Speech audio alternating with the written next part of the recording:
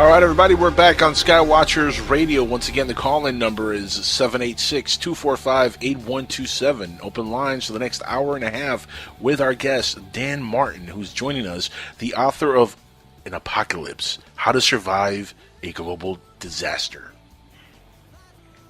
Dan, how the heck are you, my friend? It's been a while since I spoke to you. I interviewed you back when we were all terrified that 2012 was going to kill us all. Angel, it's been almost 2 years. Can you believe that? And we're still here. We're alive. We made it. No, I don't think so. I think it's just begun, actually.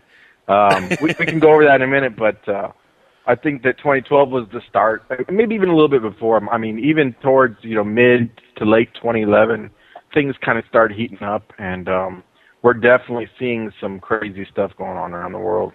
But I'm so excited to be on the show tonight, so I really appreciate you having me on again. It's such a pleasure to have you back on here, my friend. It's been just way too long since we spoke. And again, the book came out a couple of years ago. It's actually called Apocalypse: How to Survive a Global Crisis. I had to add a disaster in there. It just sounds disaster. It sounds like really evil. I'll make sure to change the title next time we get change it to disaster. I love that word. But Global Crisis, it was a really cool book. I mean, you sent it to me a while back, and I went through it like 2 or 3 times, and I still have it. It's in my book collection, which is expanding and growing like crazy. And it really is a cool book. Before we get to anything randomly, let's just talk about the book for a second. And yes, 2012 came and went. Nothing happened. We're all still alive. But like you said, something could still be happening. We never really know. So, tell us a little bit about the book. What got you into writing this book? Why were you interested in writing about an apocalypse and how to survive it? Tell the audience. Remember, this is a different crowd from Inside the Jackal's Head. This is the Dark Matter Radio Network crowd. So some of these folks have not heard you and heard about the book. Awesome. Yeah, well, some of these folks don't want to hear me either. Nobody wants to know that the world could be coming to an end, Dan. That's just not news people want around the world. Ignorance is bliss. We like to have our hands over our eyes and over our ears. And the book is basically an accumulation of my life's work, personal experiences, relief efforts, education, training. I have 62,000 hours of topic-related on-site experience in this type of field. Not to mention, living 8 years off the grid, 6 of which, we had zero contact with, not even one other human being did we see or communicate with the entire time. No phone lines, no water lines, no septic lines, no TV service, no cell service, no emergency services. There wasn't even a road going to the property. So you combine that with now we're doing relief work. We've been doing stuff in Haiti and Colombia, Peru, South America, Mexico, of course, and for all of their respective catastrophes. And all this experience and training comes in and is conveyed in the book, which is basically my eyewitness account of all these nightmarishly chaotic instances before, during, and weeks, months, years after the aftermath. And I basically describe it step by step of what I've observed and people I've worked with, their testimony, and how we were self-sufficient, how we provided for ourselves 100%. And if anything were to happen, or I should say, when something happens to the listeners and everybody else, because catastrophes happen around us all the time. It doesn't have to be some global crisis, and that's not what the book is about. It's about surviving any kind of natural or man-made catastrophe, like you said. It does say how to survive a global crisis, though, Dan. That's the title. Yeah, but hold on. Here's the question. Hold on. I got to ask. Here's the question. Are we talking surviving a financial, a natural disaster, an EMP? Which disaster are you talking about, or do you cover all the bases with it? That's exactly it. We cover all the base, everything you can think of. Let me just read straight from the table of contents. Well, by the way, since this is Skywatchers, do you cover the alien invasion? Yes. Ooh, okay. Now you got my head. Yes, we cover aggressive alien. We cover non-combatant alien invasion. We cover it all. Gamma ray bursts, scientific disasters, starvation, super robot, computers taking over the world. Terminator super stuff. earthquakes. Now, are these all individual chapters, or they're all actual individual chapters in the book? Yes. Yep. Very cool. Very, very cool. And you got to get a copy of this book like ASAP, man. You really do. Dude, you got to get it to me so I can read through it. Collapse, economical collapse, solar flares, invasions, terrorist attacks, superstorms, asteroid impacts, everything you could possibly, peak oil, starvation, everything's in there. And if you look around the planet right now, almost every single country, even down to individual cities, people are experiencing in one way or another, tornadoes, fires, these wildfires out in California right now. The threat of martial law going on. We had a tornado just hit in North Dakota or something. This EF2 come down. Tsunamis in every couple months. One's out in the Pacific right now, about to hit Mexico. And then we're talking about, look at this this new virus that's hitting the Caribbean. Have you heard about that? I have. Yep. And then we have a polio outbreak in the Middle East, measles and cholera in Europe, and then we still have the cholera outbreak in Haiti that I've been dealing with that for the last 2 years. So I mean, I think virus upgrades. Look, a virus outbreak is going to probably be what wipes out most of the population, and that's going to be the real big disaster. I think that's probably more probable than a comet hitting us, or even aliens coming down and wiping out the population. You've been watching Planet of the Apes again, haven't you? No, actually, I've been watching the Cosmos show with Dr. Neil Tyson. Yeah, I'm only up to episode 8. Don't tell me what happens. Didn't Carl Sagan have that before? Yes. This is like a reboot of that. That was great, yeah. And it's a great show. Awesome show. This is very, very impressive, this new version. But they actually talk about that, and I agree 100%. I think that's going to be like the way that, if there is some kind of a global disaster, that'll be one way. But, you do talk about all kinds of different disasters on the book. Let's get right to the aliens. Let's talk about if we do get invaded by hostile aliens, how could one possibly survive such an event? Well, we got different situations, different circumstances, different methods of belief or lines of belief. Are they hostile? Are they coming here just to destroy us and wipe us out because we're in the middle of their super universal highway? Are they just curious? Are they... Gee, that plot line sounds familiar. Hey, that's original. I made that up. I'm going to go hitchhiking in the galaxy. Yeah. Are they peaceful? Are they here to mine our planet? And when we look back in history on our own planet, we see people like the technologically superior Spanish when they came to the New World and conquered the Mayans with very little resistance. And the far more advanced English came to New England and they decimated pretty much the American natives, beyond comprehension. Then we have the Africans and the Hawaiians, the Australian Aborigines. The list goes on and on and on. So if we the aliens were going to be food. Right. I mean, how to serve humans? Yeah, how to serve man? Yeah. And we have no chance if they're here to wipe us out. But if we look back at all the animal species on the planet, the humans are actually the only ones that kind of portray those traits. And that go and decimate other beings. We decimate the lion's habitat. We decimate the wolf's habitat. We decimate. We exterminate insects just because they're bothering us. They're flying in our face, so we wipe them out. We concrete over their entire colony. Yes. But no other animal, no other living being that we know of out of the trillions and trillions and trillions of different life forms on this planet do that. So for us, wait a minute. There are other significant predators out there. Predators, yes, but not that wipe out entire species. No other animal on the planet has extincted, intentionally or unintentionally, other life forms. Even sharks and dinosaurs, Tyrannosaurus Rex, didn't extinct a whole race, a whole genetic life line. A whole species, yeah. Well, here's the thing: the pandas are about to go extinct, and it's like their own fault. I mean, we've put them in cages together, and they just don't want to mate. It's like they're like determined to like go extinct. Well, with all the Chinese food they're eating, yeah. What do you expect? Do you think that maybe they're taking the whole Chinese population control thing a little bit too serious in the panda population? And I think that's exactly what it is. I'm sure that's exactly it. No, but I hear what you're saying. I think, you're onto something there, Dan.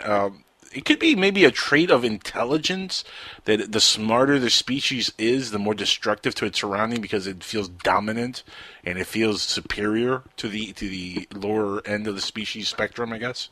I mean, if you think about it, the first species we eradicated was Homo erectus, right before us, as well as Neanderthal man. That's exactly true. Yeah. And I would assume that also. I mean, that's just kind of the way it's pointed. But, are we to assume that even more intelligent life hasn't gotten past that point to just eradicate everything that's past? I mean, that can't be sustainable, Once we get to a certain intelligence level and we eradicate everything on the planet, how are we supposed to sustain ourselves, Yeah, that's a good question. Yeah, at that point, we're going to start eating like silicone, and it'll be weird, man. I'm sorry. Go ahead. No, go ahead. There's a study done out of MIT that said if we eliminate a whole ant colony, for example, they can do this with bees or worms or flies or anything. But if we eradicate a whole ant colony, and an ant colony usually consists of like several square blocks of neighborhoods. Yes. It's almost impossible to wipe one out. But, I mean, we can wipe out different mounds, but a whole colony is like, you'd have to drop a pretty good bomb on it to wipe it out. But if we eradicate a whole ant colony, for example, eventually everything on the planet would die. Because everything is a food chain. Everything's reliant. The ants move the seeds, they plant the trees, and the trees stop erosion and feed the birds, and the birds feed this and that, and it goes on forever. Eventually, everything would die. But if you wiped out every single human on the planet, if you eradicate every person on the planet, not only would the planet go on without any problem at all, it wouldn't even hiccup. But it would actually get better. It would start healing itself from the damage that we've caused. So that reminds me of the Matrix, Dan. The human beings are like a disease. Oh, absolutely. We're an infestation. We're a virus on this planet. Absolutely. So here I'm going to pose this question, Dan, to you: if we're such a virus, and the planet can't handle us, that poses the question: are we actually truly native to the planet?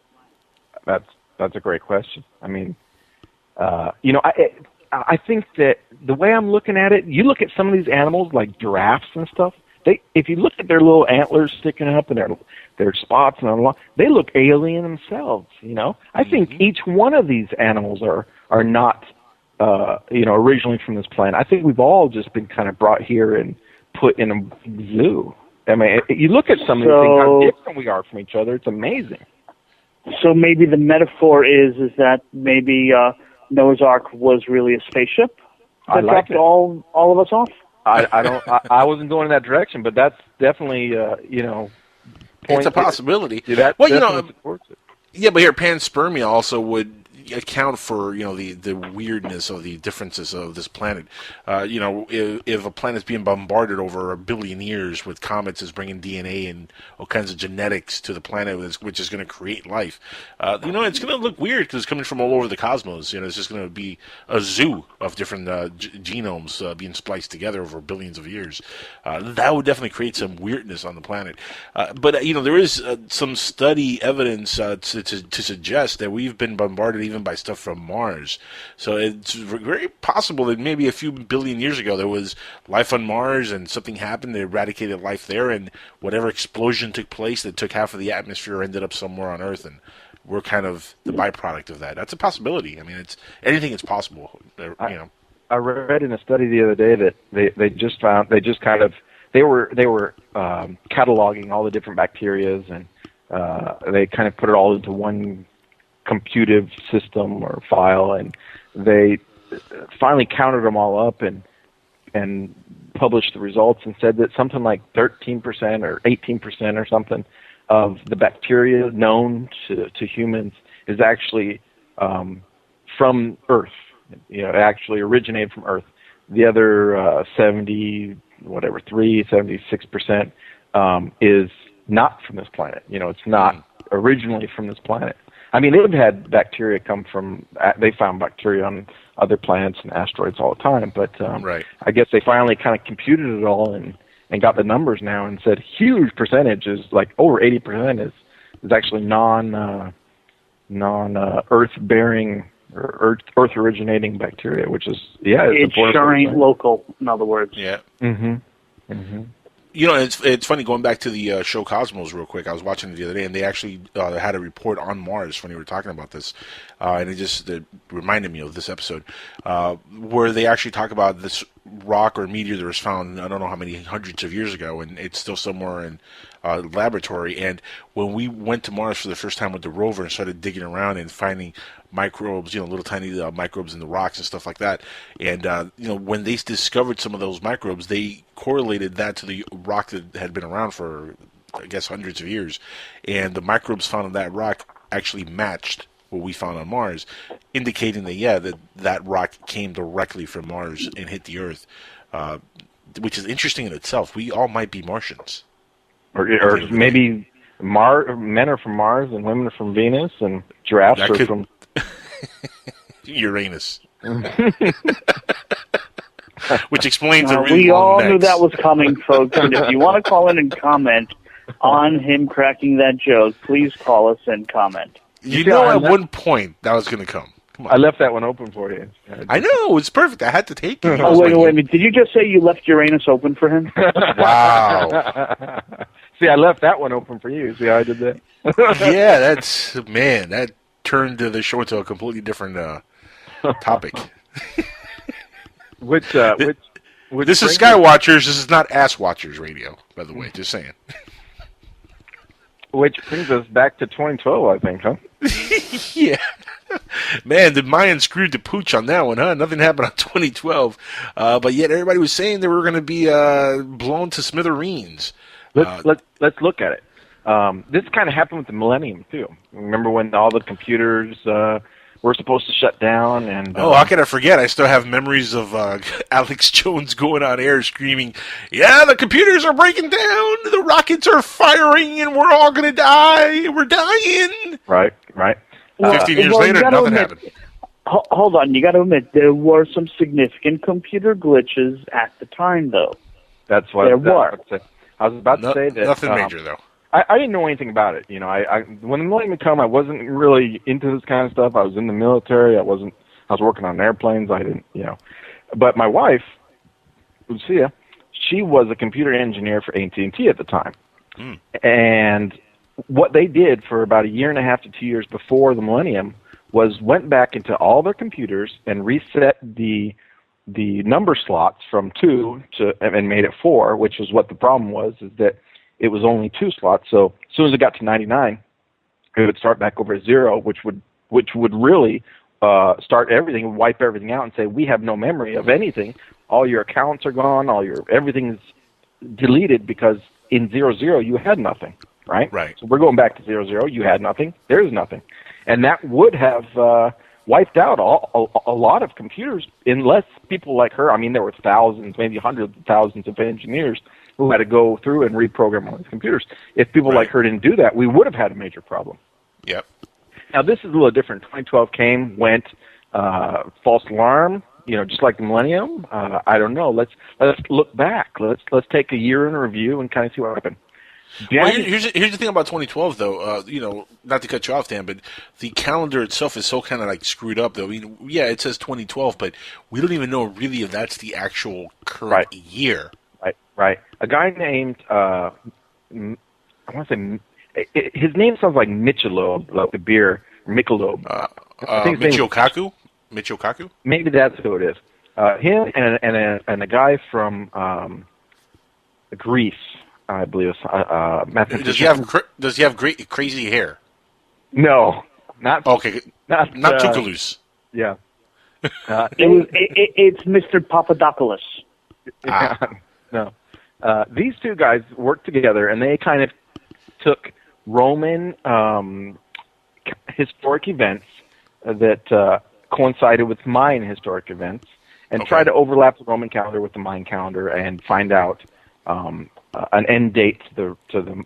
And actually, the Mayan calendar wasn't really an end date. It was just, since the Mayan calendar is a circular calendar, it's just the start of the new calendar. The new cycle, right? Yeah. Right.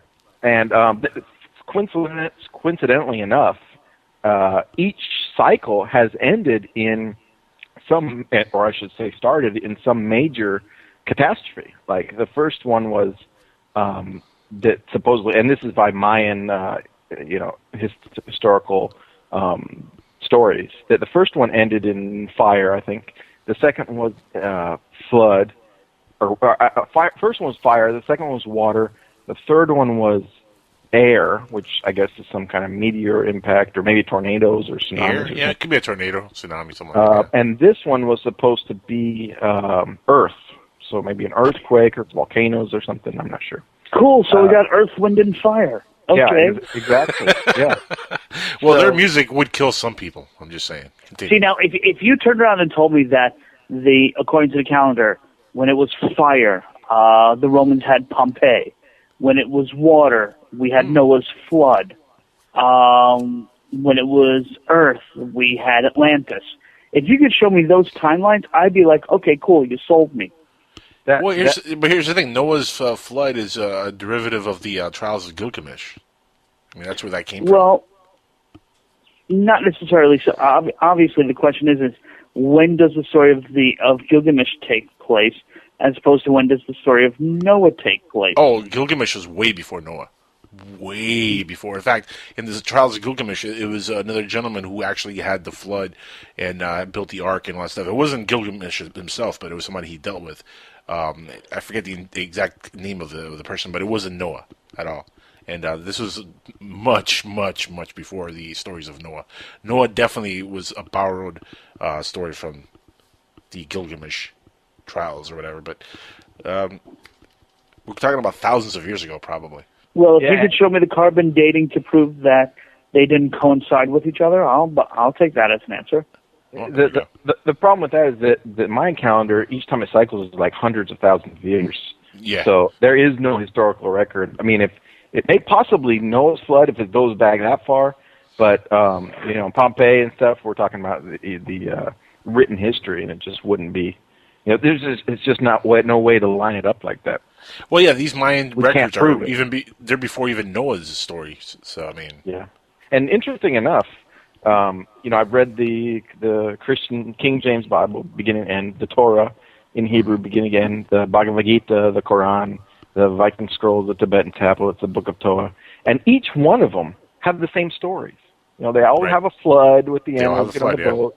They all have this guy that parted the Red Sea, and they all have, all the stories are exactly the same. It's amazing. So maybe there is some kind of truth to these things. They're just all kind of historic events. Well, you got to also remember a lot of this historic events, especially floods, are told as mythology. Some could be from an actual flood that took place, but it doesn't have to be like a global flood. There could be an exaggeration also. Maybe it could be a tsunami, It could be a hurricane, or it could be just something localized. The thing is, a lot of the old works and the old stories, especially the Bibles and stuff, were written by people that were writing about something that was happening around 5 miles, circling around the radius where they lived in. I mean, there was no knowledge of stuff that was happening, a city away, or 2 miles away, or 1 million miles away. They knew about what was going on right around them. If you look at the stories, that's really what you're getting. Not only that, you're also getting a lot of stuff that is meant to be taken as rules and laws. And that was the end of the world as they know it. For them, that was the end of their world. Right.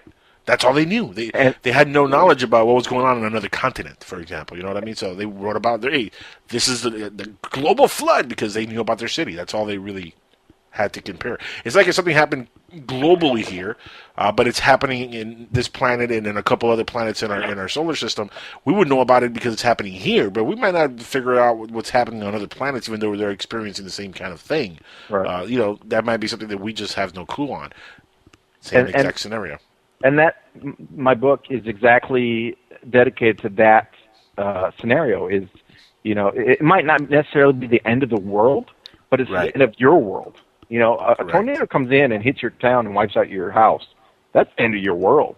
Your kid dies, your cousin dies, and you lost your car, your home, your job, or you lost your job, your home in an economic collapse, or that's the end of your world.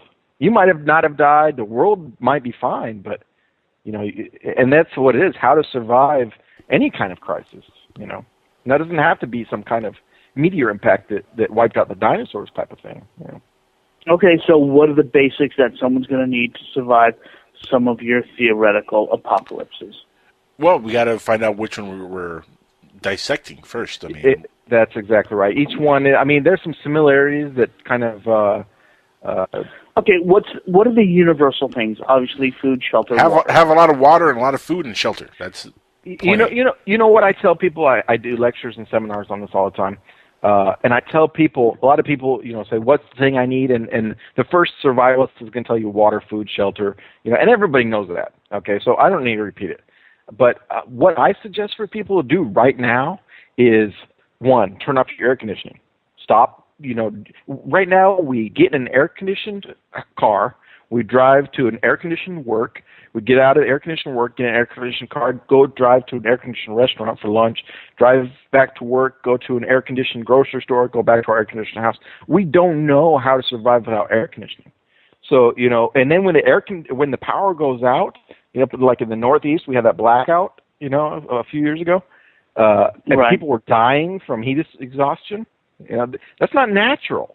People shouldn't be dying from heat exhaustion because try living in Miami, Florida, in the summer with no AC.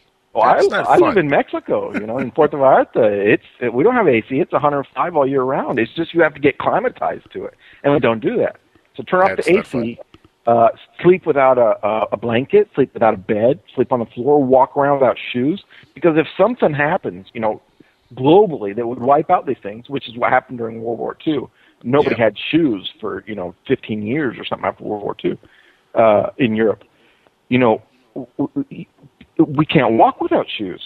We couldn't do it. Our feet aren't built up that way. Indians walked without shoes all their whole life. So just learn some simple trades. Learn how to weld, learn how to work electricity, learn woodworking, metalworking, concrete, plumbing. We have everybody do this stuff for us. We have our mechanics fix our car. We have somebody mow our lawn. We have somebody butcher our food for us. What happens if there's no more food in the grocery stores? How are you going to... You can't kill something and butcher it and know what cuts to make and what to eat and not to eat, These are basic life-sustaining traits, and they're free to learn.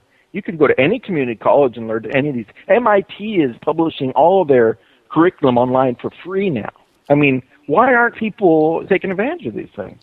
Well, here's the thing, though, Dan. If let's say there is some kind of a catastrophe that wipes out a large part of the population, something that's really disastrous, and almost on a global scale, what are the chances there is going to be much survival, especially when you think about it with, let's say, 30% of the population survives, and the rest of the planet is either dead or dying or just in disaster mode. What are the chances there is really going to be that much survival? Because a lot of the food's going to be wiped away, livestock is going to be wiped away, animals are going to be wiped away, and whatever little resources are left, it's only going to last a certain period of time. Even if people take these measures, it's still only going to last for a certain period. So, how is survivability even possible? Like, let's say if a comet does strike the Earth, or if a disease does break out that infects humans and animals, and we lose livestock because we can't eat the animals because they're going to make the people that are not sick. So what if something like that happens? What do we do?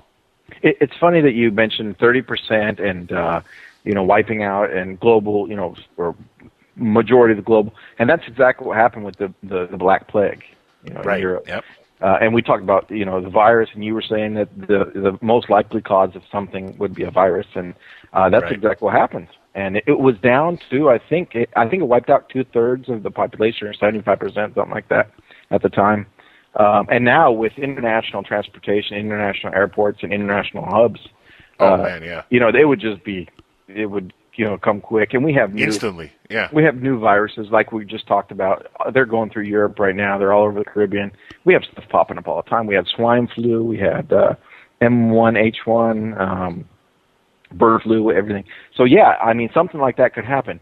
The thing about it wiping out animal life and human life is that typically it would either wipe out one or the other. When it jumps the species chain, when it jumps from animal to human, it's usually done with the animals and starts working on the humans at that point. But there will always be, let's say, we'll throw your number back out there. 70% is wiped out of animals and humans. Great. 70% of humans are wiped out. There's 30% left, 30% humans. We still have the same food to human ratio. You see what I'm saying? Right, but that's going to last how long? I mean, it would last the same as it lasts now because the ratio is still the same. But it eventually is going to dwindle out, and if it's a disaster that we cannot overcome that, like let's say a comet hits the Earth, it takes a very long time for the Earth to heal itself and to be habitable all over the place. If there is pockets where life could still survive, we're not going to have the resources available to really sustain long life, especially if let's say we have a city or a couple of cities left in the United States, and that's it. And the rest of the United States is underwater or destroyed, and most of the planet is destroyed. It could be just a couple of cities in Canada, or it could be a city in Europe, or whatever is left, that little pocket of life. How are they possibly going to survive when, the rest of the planet's dying or in dire straits, and their resources, it's going to dwindle out eventually. I mean, there's only so much they could survive. Stock up. There's only so much you can stock up, though. Well, I'm not talking about stock up enough to last your lifetime, but we stock up on seeds, we stock up on animals, and we can reproduce them at that point. On our ranch here, we have goats, we have chickens, and we have hydroponics, we have seeds, we have turkeys, we have ducks, that are all, right now they have their habitat underground. They're an underground kind of bunker? Yeah, but basically.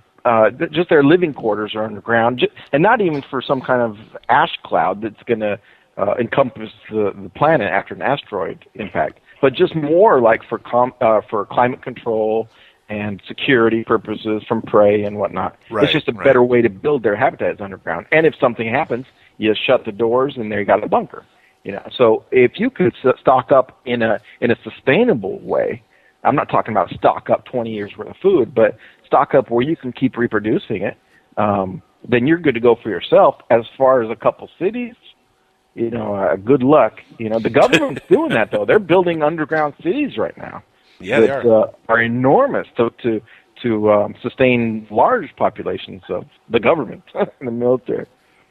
That's what we need. Yeah, but they're going to pick and choose who goes. Oh, yeah, there's no civilians, They have the COG plan, the continuity of government. Continuity of government.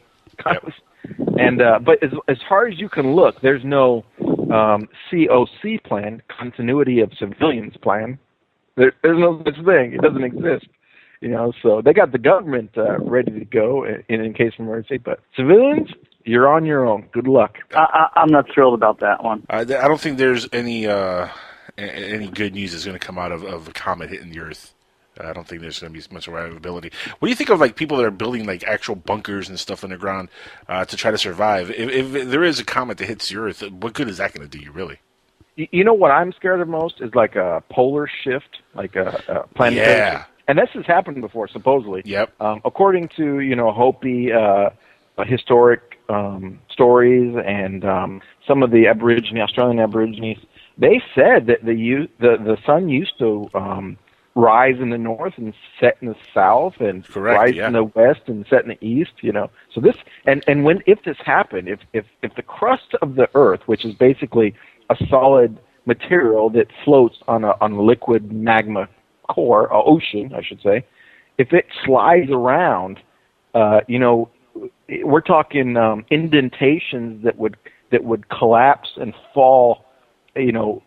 Thousands, hundreds of thousands of feet instantly. We're talking about entire cities free falling in a matter of minutes. That's unsurvivable. It doesn't matter if you have a underground bunker. Your bunker is going to be in a free fall also. Unless you're but that would primarily happen only around the fault line areas, unless new faults are created. Right. Well, here's the thing, though. I also saw a report not long ago that they're saying that a pole shift would not happen instantly. It would actually happen gradually over time, to the point where we might not even notice that it's happening. And it is happening right now. That's it is happening right now. Right now, this year, the poles are 80 meters west of where they were last year. And speeding up.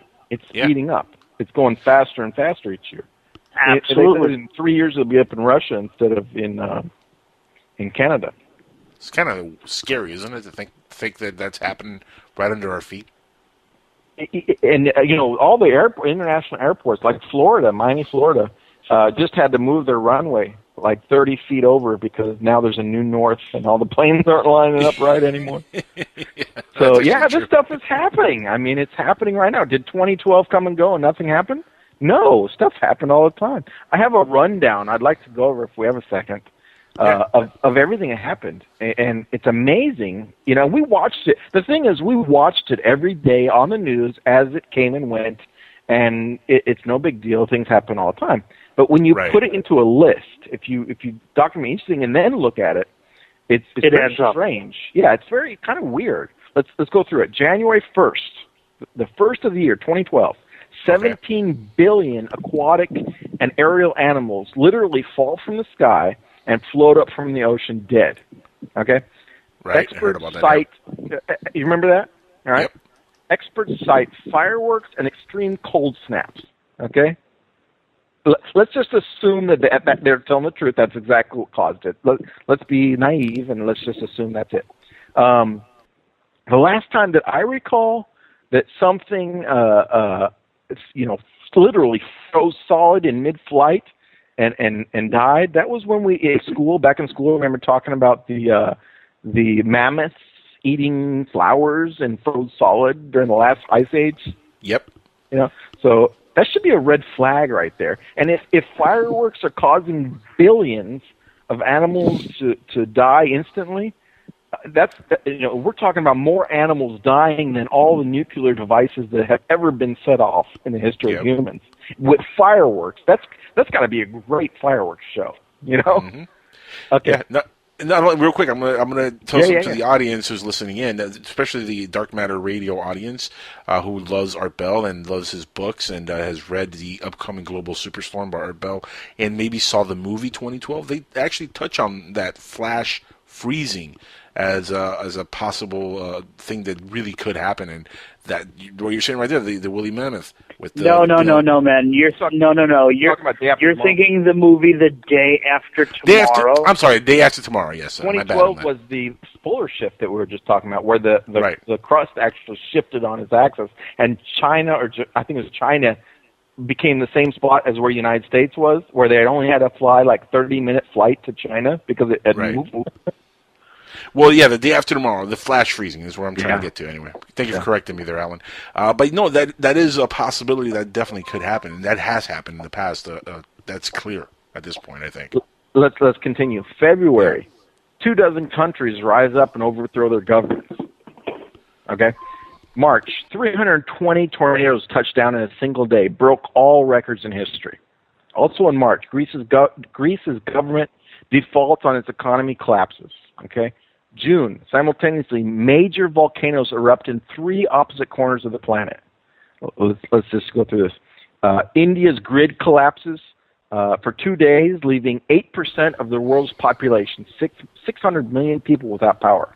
That's 12 times bigger than the one we were talking about earlier, the Northeast blackout 2002, 2003, something like that. Yep. I'm going to skip a couple months. Hurricane Sandy, October. The second 100-year storm in 10 years. Remember they used to call these 100-year storms? Yep. So we had 2 100-year storms in 10-year period. That's interesting. Later October, E. coli radiation sickness breaks out across Europe. We talked about this. Colombia, I was in Colombia at the time. We had an unknown epidemic that grounded all flights. We couldn't leave the airport. November, Syria turns off their internet. Can you imagine if all the internet was just shut off? Don't ever say that again. It's Syria. Well, yeah. Now it's Syria, but at the time it was just a normal country. Now we understand it, but this was before the collapse, man. January 2013. Again, billions of aerial aquatic life fall dead from the skies, frozen solid, float up from the ocean. Here we go again, right? Let's skip ahead a little bit. April. Terrorists supposedly, again, bomb the Boston Marathon. 2 bombs go off at the finish line. Connecticut lawmakers pass a firearm registration bill turning hundreds of thousands of people into American citizens, by the way. These are law-abiding citizens. Now they're felons overnight because they don't turn in their firearms. Right?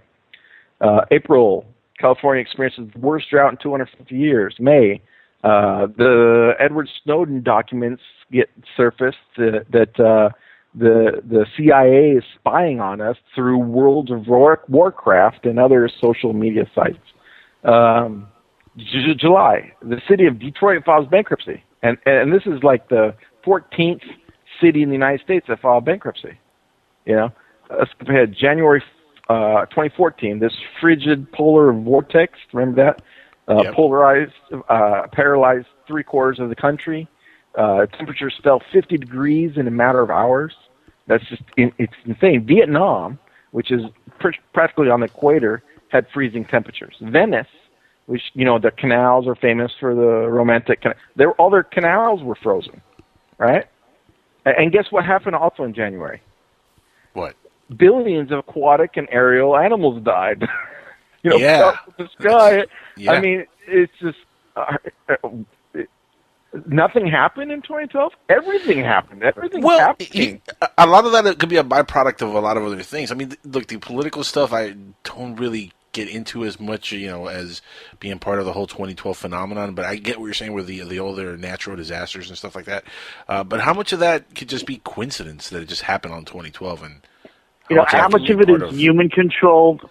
You know, with all these prophecies. A lot of it is human control. Look, the terrorist activity, all that's human controlled. Right. How much is human control, and how much of this is beyond the human control? I agree 100%.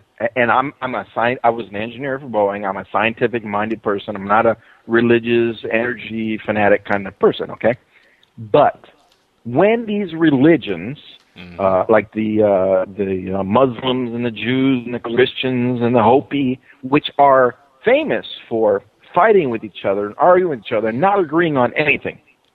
I haven't heard of the Hopi fighting with the Jews. That's a new one to me, too. Yeah. All their beliefs are contradicting their other beliefs, and nobody agrees with each other. And that's been the focal point of religions for hundreds of thousands of years. That's true. Hell, that's been the focal point of war. Forever. Right. Okay, when these religious people, start agreeing with each other, and not just agreeing with each other, when they start agreeing with scientists and governments and prophecies and predictions, when they all kind of group together and start saying these things are going to happen and these things are happening, that's got to kind of be, you know, that's worth something opening your eyes to and saying, maybe there is something going on here. Is it coincidence? I think so. I think it is coincidence. But when it didn't happen in 2010, 2009, 2008, 2007, but it did happen in 2011, 2012, 2013, 2014, maybe there is something to it. Maybe. That's all I'm saying. Maybe there's something to it. Hold on. There's been some crazy stuff in 2013 and 2014. Yeah, but here's the thing. Look at 9/11. Look at 9/11 also. 9/11, the number for the emergency contact, when 9/11 happened, I mean, you don't think they picked that date in particular because of what the significance was? I mean, a lot of the stuff that is man-done or done by individuals or radical religions like radical Muslims or radical whoever are, doing it with a certain agenda behind it. They're doing it on purpose on specific dates to hit trigger dates. So it's almost like they're trying to make prophecies come to life that wouldn't happen normally. Self-fulfilled prophecies. Right, they're trying to fulfill self-fulfilled prophecies. Right. And that's kind of like what 9/11, I think, was, what a lot of these things are. And that's why everybody immediately was like, well, Nostradamus spoke about 9/11. Well, Nostradamus made a very vague prediction of something would happen. A very vague prediction. And then some terrorists could have been like, some terrorists could have been like, let's make this prediction come true.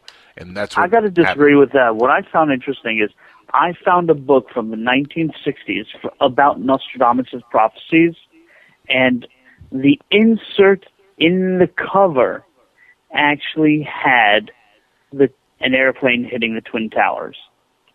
He didn't even know what an airplane was. No, but I'm saying whoever was the artist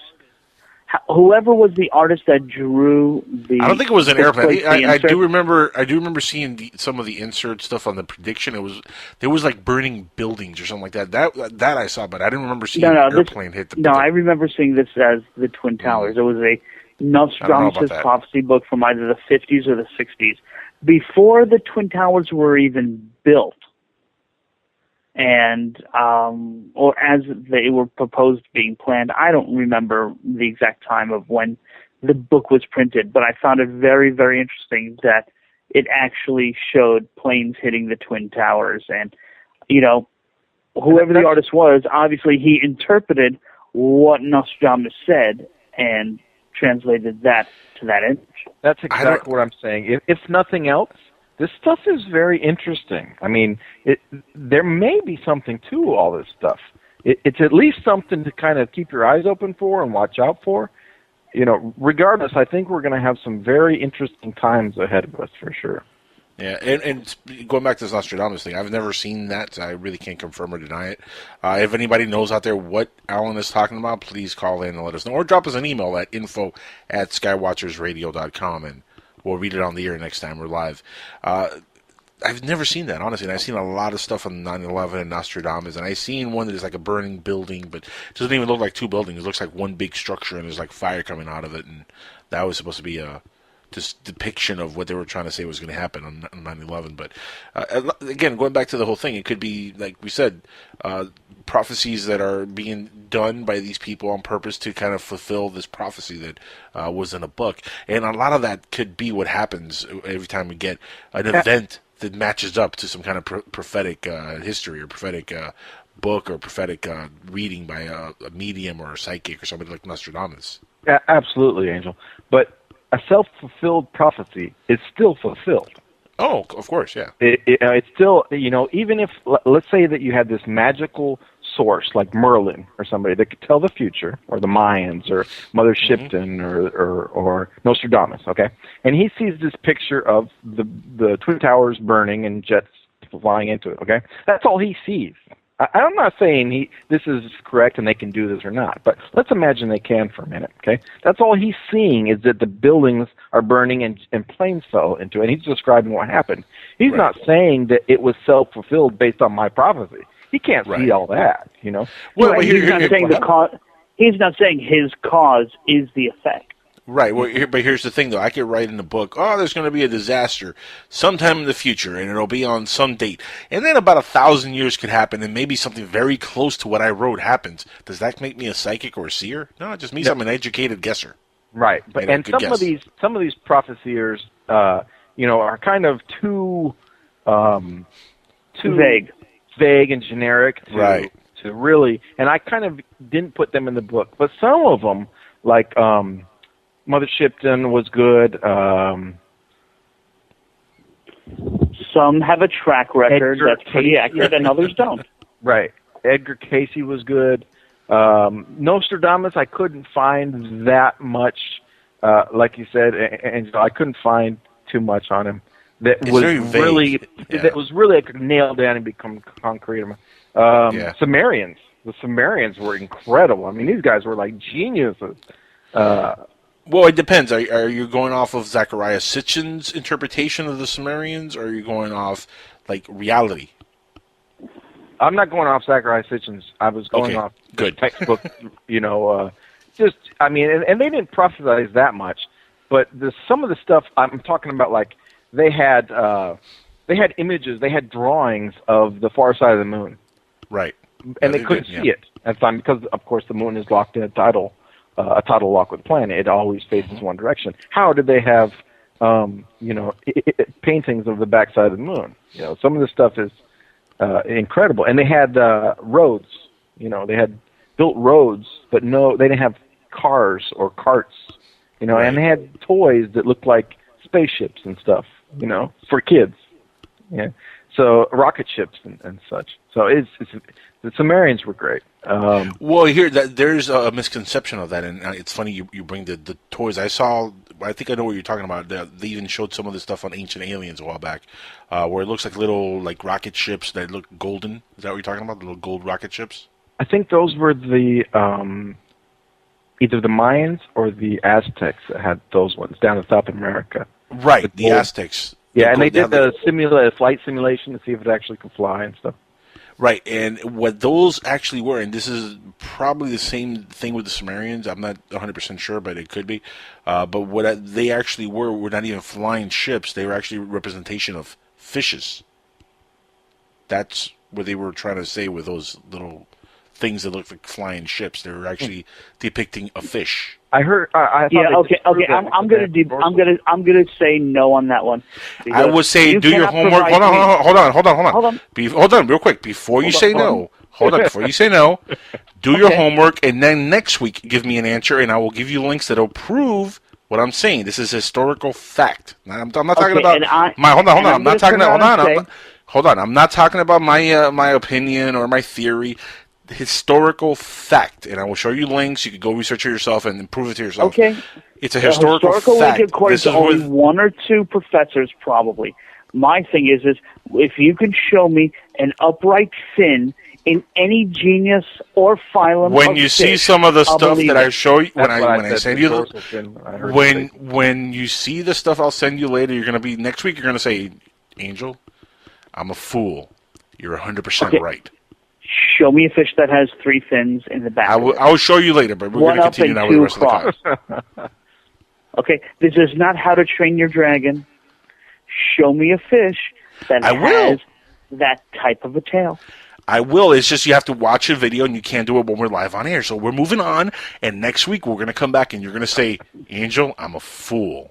And you were right. Folks, if you want to call in and comment, obviously Angel doesn't want to discuss this now, so we're going to have this discussion that will be heated next week. Yes. Because you have to watch the proof first. That's it. That'll prove it. But anyway, moving on. Matthew. Moving on. Jesus. The Bible was actually a great book of predictions too. So a lot of their stuff if you go through the Bible and really, with an open mind, no religious affiliation, and just kind of read the book and make your own kind of interpretations of things. A lot of the things that they talk about in the Bible, like they were talking about men walking underwater and living underwater, and we do that. For the last 50 years, we've had submarines and. And then they describe like the stealth bombers and astronaut, space, their suits and lots of things. But then again, it could all be an interpretation of the reader. I read it with an open mind and I don't have any kind of religious affiliation or anything, and I can just interpret it the way I want. But it's a great book to read, if nothing else. It's a very interesting book. Oh, as I always say, it's a great work of fiction. Fiction. It's a great historic book. It's almost all truth. Well, let's not get into that conversation because there's a lot of lies, innuendos, and just made up stuff in the Bible, and just stuff that makes no sense. Like I don't know, people live in 900 years. Well, really? Yeah. I mean, it could be. Well, before the last polar shift, we don't know how time was counted because of how the speed of the planet spinning, maybe. Right. But they don't talk about the pole shifts when you're talking about like Noah, for example, or Moses, or these people that lived a lot longer. Well, how do we know 900 years old? How do we know the flood wasn't caused by a polar shift? We don't know whether the flood was more than a hurricane. How do we know people didn't live 900 years? We can't prove anything. If it was just a hurricane, how come there's so many cultures that are so far apart from each other? Because they've all had hurricanes. They've all had hurricanes. They've all had different kind of tsunamis or different kind of incidents that have caused them to write a story, and they've all written different stories. Look, man, you're talking about a time. You're before right. They all internet. wrote different stories that seem near identical. Oh my God! That could very easily happen if you have over 1,000 years a flood here, a flood there, a hurricane over here, a tsunami over here. Guess what the stories are going to come out? Guess what they're going to be like? Well, there was a lot of water and people drowned, and then somebody had a boat and he put a lot of people in the boat and we survived. That's part of the story. It's going to happen in every single culture. We're talking about a shared experience by people, even though they're not in the same location. So it is a factual story, though. It could be a factual story told by many different people. It doesn't mean there was one guy named Noah and he had an ark. Probably was a guy named Noah and had an ark. It could very well be. But the thing is, we don't know, and we don't know. And even before Noah, there were stories of a flood. Yeah, that's the problem. That story goes back thousands of years. I mean, it's an old story. Again, the Trials of Gilgamesh. Look him up. I mean, that stuff is in there. And open lines the rest of the way again. If you guys want to call in, there's hundreds of people listening right now. Dan, I wish somebody would pick up the phone and would ask a question like, "How can I survive?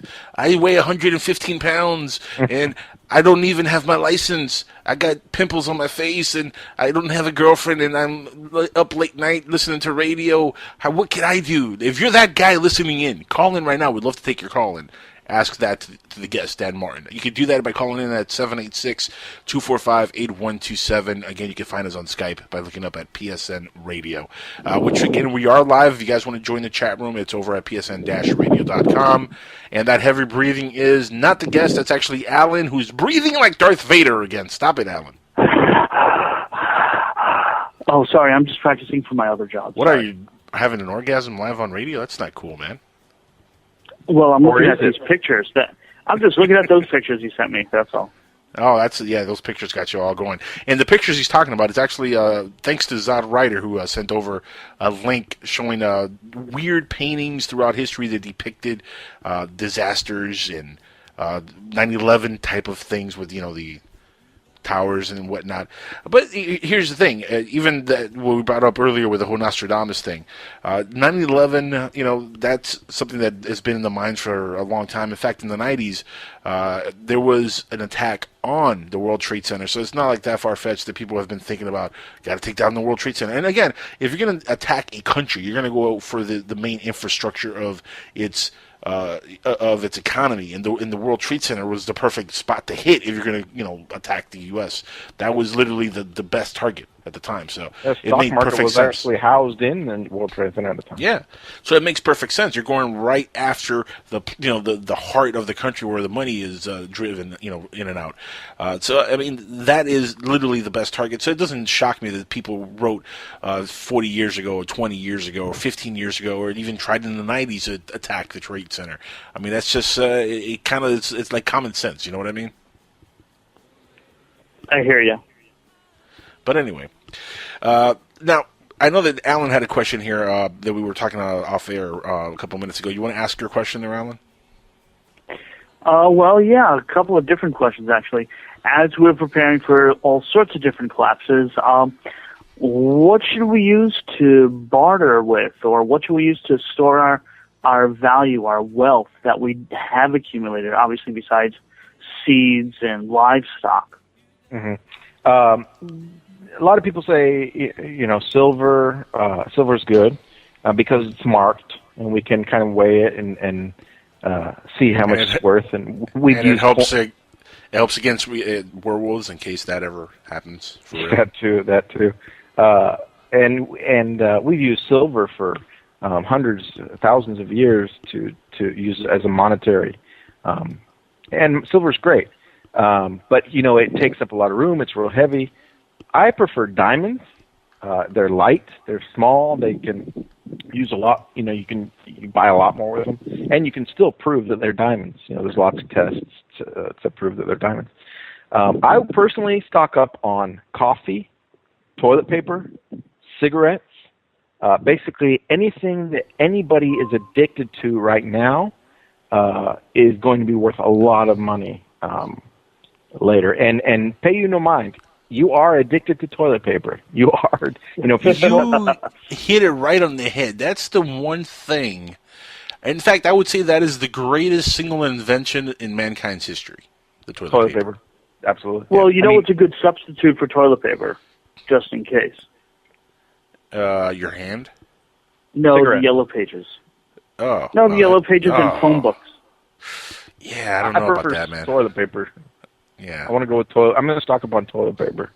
I'm with you. Well, I'd like to stock up on it, but, doesn't mean you're always going to get it. It's talking about toilet paper. It's amazing how addicted we are to material possessions. If I told you that I'm going to take away your air conditioning, your car, your cell phone, your computer, your there'll be blood. Your house, your toilet, you would actually start kind of unintentionally and uncontrollably a little bit panicking inside, And if I actually did it, if I actually took those things away from you, you would experience withdrawal effects of those things, which is the definition of addiction. That's the complete definition. We are addicted to material possessions. Mm-hmm. You're 100% right. During Hurricane Andrew, and I had a first-hand experience in that. As I lived through the hurricane. As soon as the hurricane hit and everything was just destroyed, we were without power for a couple of weeks. It was weird, man, because you get to the point where you're just dying to watch TV. You're dying to be able to do something, and there's nothing that you can do. Or you can't watch anything. There's no power. There's nothing, and you really start to miss the luxuries that we have. And it really is like an addiction. It's almost like a heroin addict just needing that fix. I need Judge Judy. I need her in my life. I need Geraldo Rivera. Not really, but back then it was kind of what it was on TV. Oprah. Need Oprah. That you kind of get to that point where you really need the things that you're used to, but that's just mental conditioning. It really is, which is funny because you don't have any of that. You don't have a TV. I did. You did, but you don't have any more. You no, don't have a cell phone. I had that addiction just like anybody else. Yeah. We left very, very high-paying careers. We sold all of our personal possessions. We cashed in all our stocks, sold all the toys, the jet skis. We had 2 waterfront homes in 2 different countries, all the vehicles, and completely 100% left society. And I experienced withdrawal symptoms. That's how I said. And the things that we actually took with us, I had a Pioneer stereo system, surround sound, Bose speakers, all that kind of stuff. A couple desktop computers that I thought we would need. We actually burned those things. It's one thing to give them away. That's great. That's charitable, noble, awesome.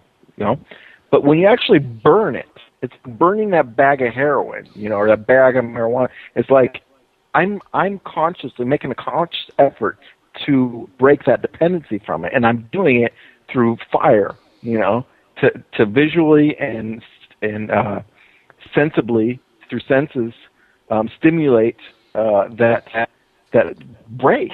So I can, and it was hard. Well, let me ask you a question. We did fiend for McDonald's cheeseburger for years. Let me ask you though, Dan. When you were burning that computer, at any time did you think, "Wait a second, I got to write a book now? How the hell am I going to do that?" Yeah, no, I didn't even dream about writing a book till years later. But and then you have to buy another computer, and you're like, "Damn, I wish I wouldn't have burned that last computer. I could have used that one." Yeah, no. Shucks. I haven't owned a phone in 10 years. I don't own a TV, and I don't miss it. I mean, I see people like when the phone rings, and they physically can't stop themselves from picking up the phone and looking to see who it is. Like if I told them, like I'm in a consultation with somebody or something, and their phone rings and they pick it up and look at it, and I says, you know what? Just don't look at it next time. Next time it rings, don't look at it. And they say, oh, yeah, sure. And it rings, and they look at it. I say, hey, I told you not to look at it. Oh, yeah, sure, I forgot. Okay, well, next time, don't look at it. It rings, they look at it. What are you doing? Oh, my God, I can't stop looking at it. It rings, they look at me, I look at them. Do not look at your phone. I have to. What if it's somebody that needs me? What if it's an emergency? Humans have been living hundreds of thousands of years without cell phones and having emergencies. People can be okay if they don't contact you. But our mind can't contemplate those things. We have to look at it. And it's funny because it's only going to get worse, especially with the way technology is going. We have that instant gratification by having a phone and being available at 24 hours a day for anybody who needs to call us or reach us. And it's going to get only worse and worse as technology gets better and better. Eventually, you won't even need a phone. You'll be implanted with a chip in your brain, and you can just blink your eyes twice, and you'll be taking a phone call. It'll be on Google Glass or something like that right in front of you. Or and Google implanted glass.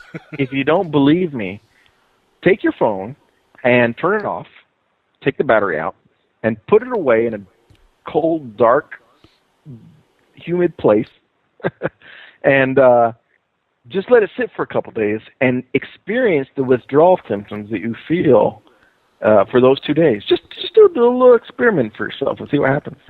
I said it's a cold, dark, damp place because I read a study the other day that said your cell phone is the most deadliest item that you possess because it has more bacteria and germs in it than a public toilet does.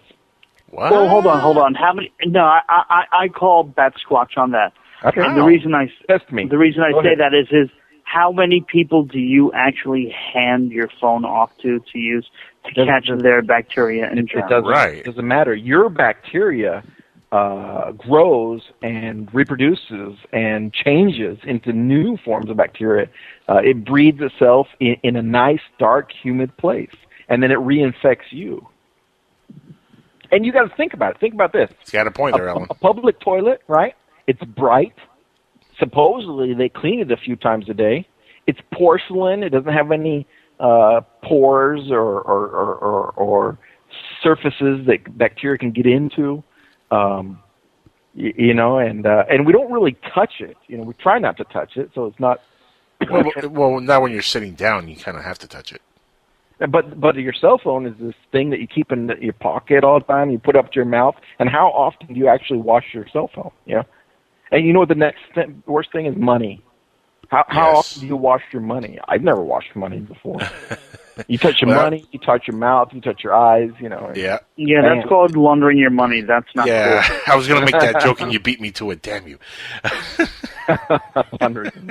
No, it's funny because they've done tests on like $100 bills and they've seen like what is actually on $100 bills. And, I think it was like one of the tests revealed like 25% cocaine. Found in $100 bills. I heard that. All kinds of germs are found in $100 bills. The cocaine makes sense. I mean, if you're balling and you're doing a lot of cocaine, you're not going to do it on a dollar bill. You're going to do it on a $100 bill. So of course you're going to find it. Absolutely. Yeah, I'm going to go all out and I'm going to use some coke. $100 bills, baby.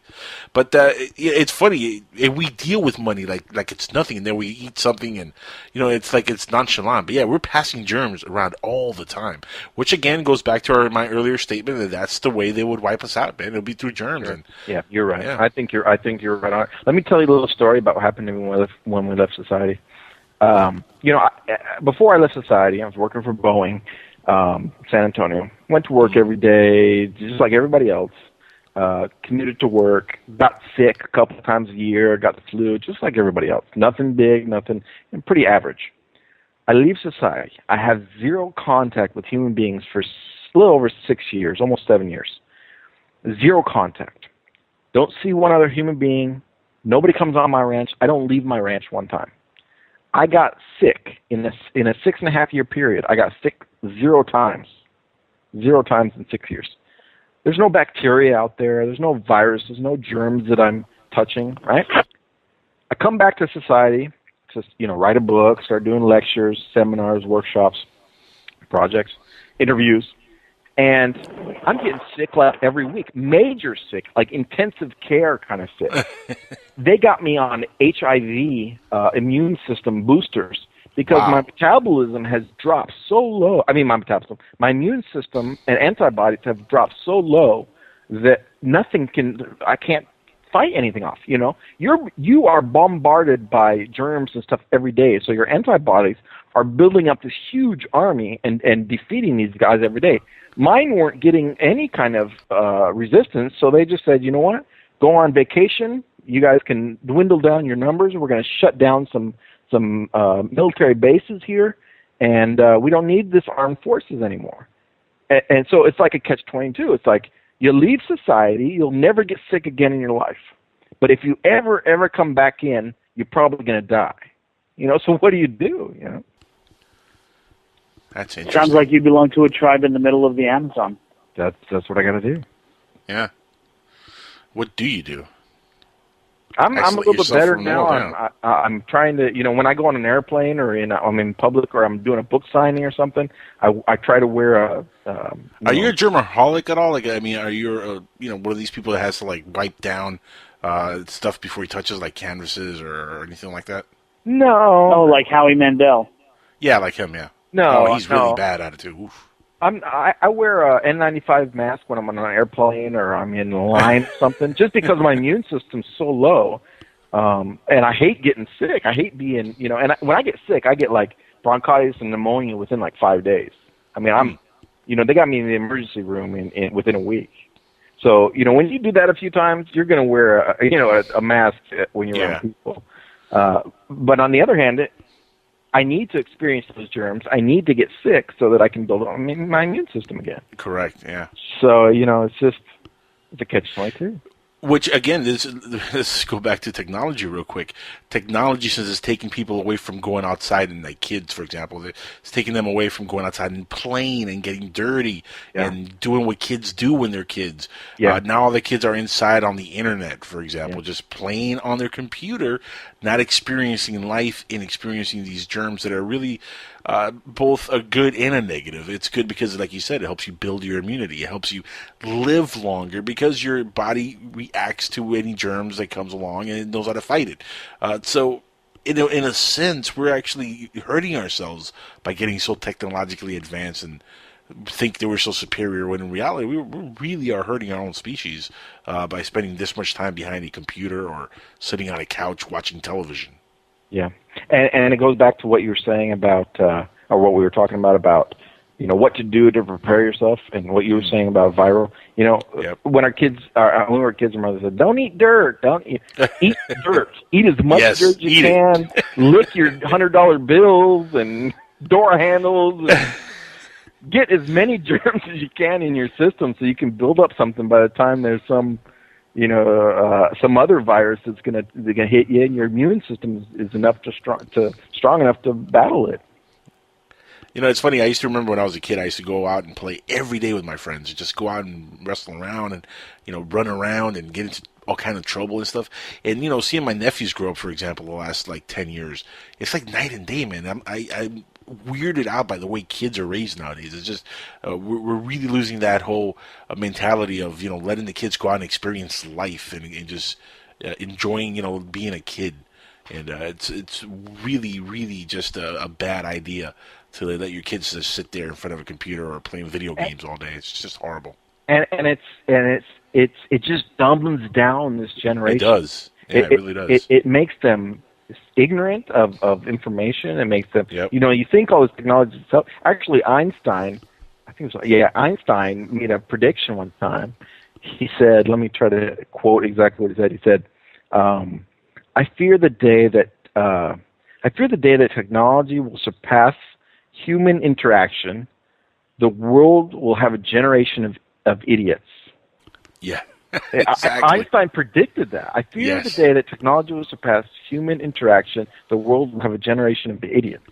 And that's exactly what's happening. Well, let's hear from Common Core. Yeah. Yeah, exactly, right. Man, Einstein is always being proven right, no matter what the comment or the theory. I mean, man, that man was smart. Can you imagine if Einstein would have been born today, though? Or Can you born imagine in the last 10, 15 years? What he would see and what he was doing. And oh, it's amazing. They did take his brain, and supposedly his brain is used for research and stuff. If there's anybody they should ever clone, that's the guy. Right. I mean, can you imagine if we had a few more Einsteins walking around right now? Oh, my goodness. This world would be a whole better of a place. I'd rather no offense, guys, but I'd rather have a Tesla running around. I'm with you. Yeah, no, That's Tesla nice. would be another one you could definitely clone. And, I just hope that he's as smart as the original Tesla was. Very underrated scientist. Genius, man. Who was it that bought all his patents? And wasn't it General Electric? GE? Or JCB? No. I don't think it was GE. I think it was a investment firm. JCB or what? J.C. Penney's? No. No. No, I think GE did have something to do with Tesla, though. I know they screwed him over at some point, and I don't remember. stole a lot of money from the man. He died broke, which is amazing considering like he gave us everything. If it wasn't for Tesla, we would not have lights. We would not have, this radio show. We wouldn't have we wouldn't have electricity the way we have it.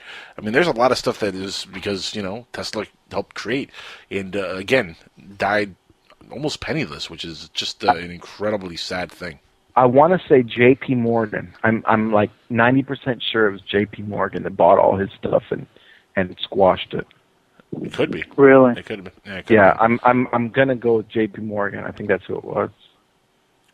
I'd still say the General Electric did something to him. I remember reading something about GE and Tesla back in the day. But anyway, Dan, we're actually almost out of time. We only have a couple more minutes of left on the show here.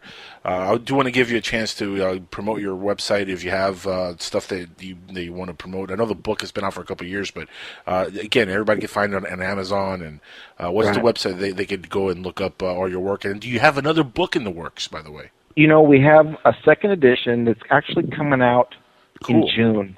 Next month it'll be out. I just signed a brand new contract with a brand new publishing company. The new book will be out in June. The books they can get: The Apocalypse: How to Survive a Global Crisis, right now in Amazon or any bookstore, Barnes & Noble, whatnot. I think the lowest price is on the publisher's website, which is apocalypsethebook.com. That's apocalypsethebook.com. But the prices change all the time. I think that's the cheapest price right now. Also, they can go to my site, which is DIYsufficient.com, like do it yourself, DIYsufficient.com, and they try to have it pretty cheap down there too. And I have 40 other guys, tons of guides there for a few dollars each that are how to make hydroponics, how to make hydrogen, ethanol, biodiesel, how to work with papercrete, cob, adobe, how to build a compost toilet, how to build a rocket stove.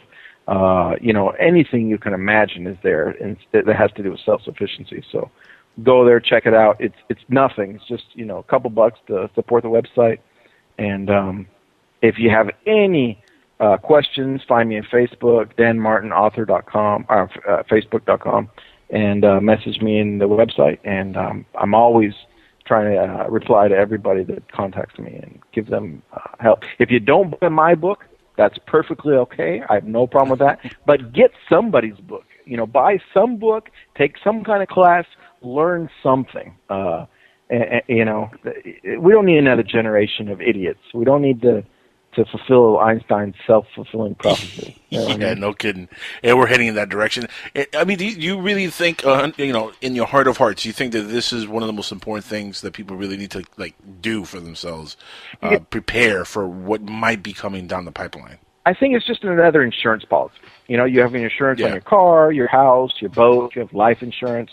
You probably have insurance on your motorcycle, your dog, your cell phone. It's just another insurance policy to keep you, your family, your wife, your kids safe if anything does happen. That's it. If something happens, those insurance companies aren't going to be around anymore, and you're going to have to rely on yourself, which you should be doing anyway. You shouldn't be relying on the government and H-E-B and Walmart to provide for you and your family. That's not natural. We should be providing for our family ourselves. So I'm not trying to scare anybody. I'm just saying it doesn't hurt to learn something. It doesn't hurt to provide for your family a little bit. Just take a step. That's it. It's reality. Yeah. And here's a crazy thing, Dan. Every great society eventually comes to an end for whatever reason. It could be a natural disaster. It could be either economics. It could be, some societies were overly sexual, and that caused the downing of their society. I mean, it could be a number of things. But if it is some kind of a disaster, it definitely would help to be ready for it. And we've been around for a few hundred years now in this country. So who knows how much longer we have? So it is to your benefit, you people listening out there, to be ready in case something does happen. So yeah, check out the book.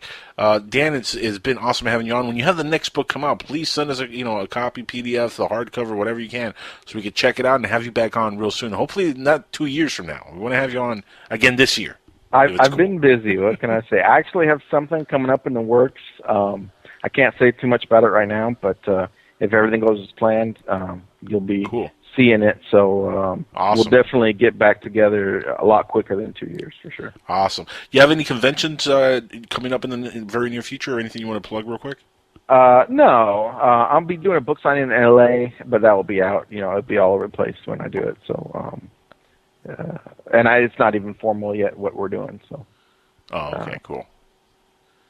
Well, there you go, Dan. Thank you for being on Skywatchers, man. Thanks. It was great. It was great talking with you. Just running out of time, but we'll definitely be in contact before the book comes out. Again, it comes out in June, right?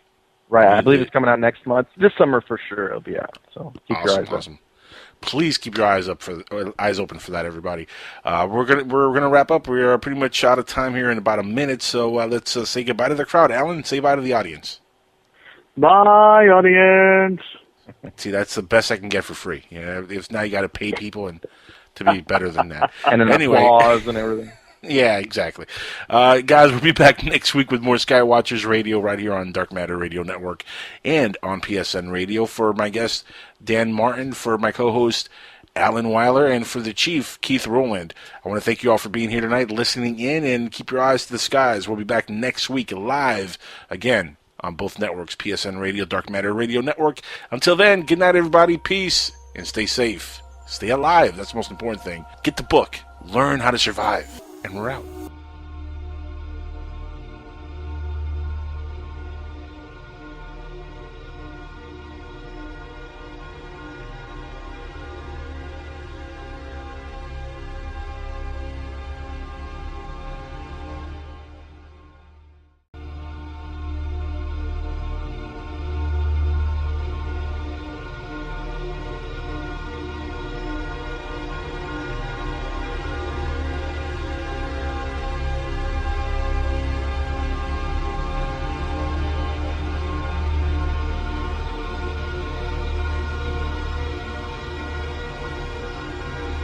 All right, everybody, we're back on Skywatchers Radio. Once again, the call-in number is 786-245-8127. Open lines for the next hour and a half with our guest, Dan Martin, who's joining us, the author of An Apocalypse, How to Survive a Global Disaster. Dan, how the heck are you, my friend? It's been a while since I spoke to you. I interviewed you back when we were all terrified that 2012 was going to kill us all. Angel, it's been almost 2 years. Can you believe that? And we're still here. We're alive. We made it. No, I don't think so. I think it's just begun, actually. We can go over that in a minute, but I think that 2012 was the start. Maybe even a little bit before. I mean, even towards mid to late 2011, things kind of started heating up, and we're definitely seeing some crazy stuff going on around the world. But I'm so excited to be on the show tonight, so I really appreciate you having me on again.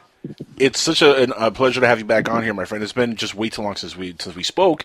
And again, the book came out a couple of years ago. It's actually called Apocalypse: How to Survive a Global Crisis. I had to add a disaster in there. It just sounds disaster. No emergency services. There wasn't even a road going to the property. So wow. You combine that with now we're doing relief work. We've been doing stuff in Haiti and Colombia. Peru, South America, Mexico, of course, and for all of their, respective catastrophes.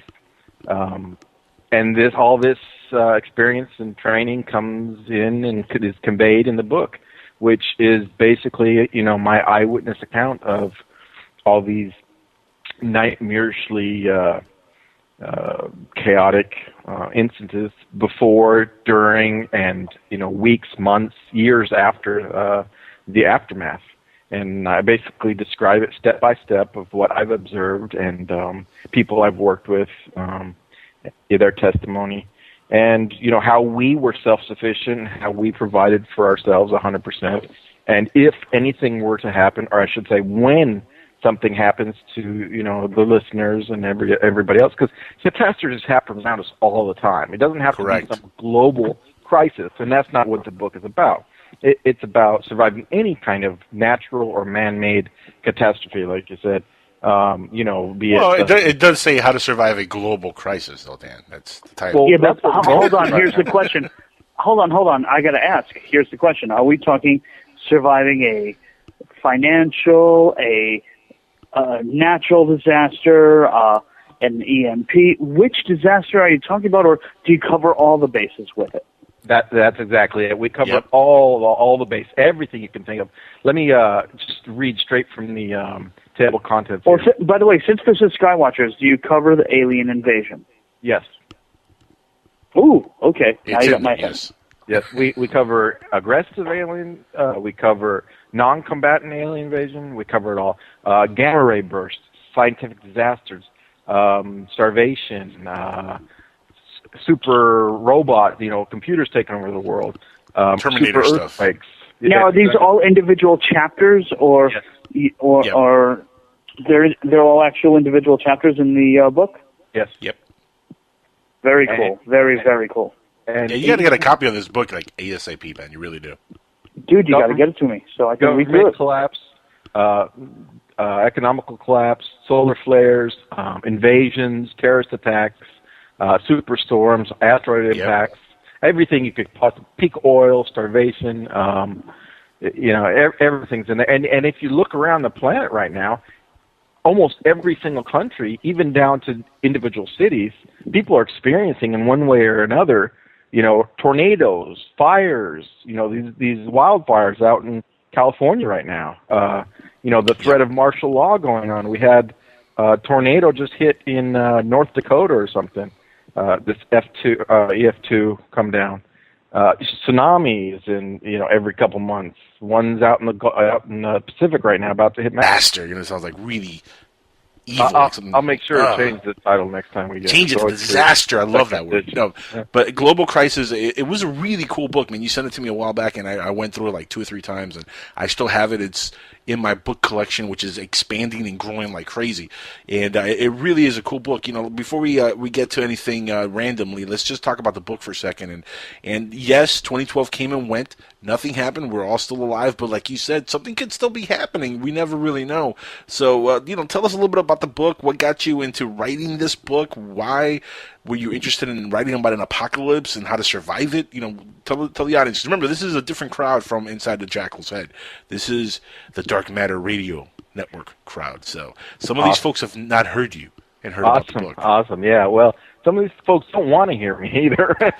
Nobody wants to know that the world could be coming to an end, Dan. That's just not news people want around the world. Ignorance is bliss. We like to have our hands over our eyes and over our ears. And the book is basically an accumulation of my life's work, personal experiences, relief efforts, education, training.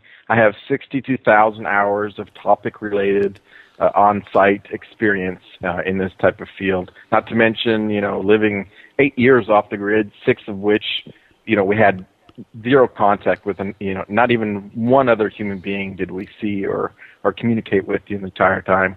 No phone lines, no water lines, no septic lines, no TV service, no cell service. Mexico, and then we're talking about, look at this this new virus that's hitting the Caribbean. Have you heard about that? I have. Yep. And then we have a polio outbreak in the Middle East, measles and cholera in Europe, and then we still have the cholera outbreak in Haiti that I've been dealing with that for the last 2 years. So I think virus upgrades. Look, a virus outbreak is going to probably be what wipes out most of the population, and that's going to be like the real big disaster. I think that's probably more probable than a comet hitting us or even aliens coming down and wiping out the population. You've been watching Planet of the Apes again, haven't you? No, actually, I've been watching the Cosmos show with Dr. Neil Tyson. Yeah, I'm only up to episode 8. Don't tell me what happens. Didn't Carl Sagan have that before? Yes. This is like a reboot of that. That was great, yeah. And it's a great show. Awesome show. This is very, very impressive, this new version. But they actually talk about that, and I agree 100%. I think that's going to be like the way that, if there is some kind of a global disaster, that'll be one way. But, you do talk about all kinds of different disasters on the book. Let's get right to the aliens. Let's talk about if we do get invaded by hostile aliens. How could one possibly survive such an event? Well, we got different situations, different circumstances, different methods of belief or lines of belief. Are they hostile? Are they coming here just to destroy us and wipe us out because we're in the middle of their super universal highway? Are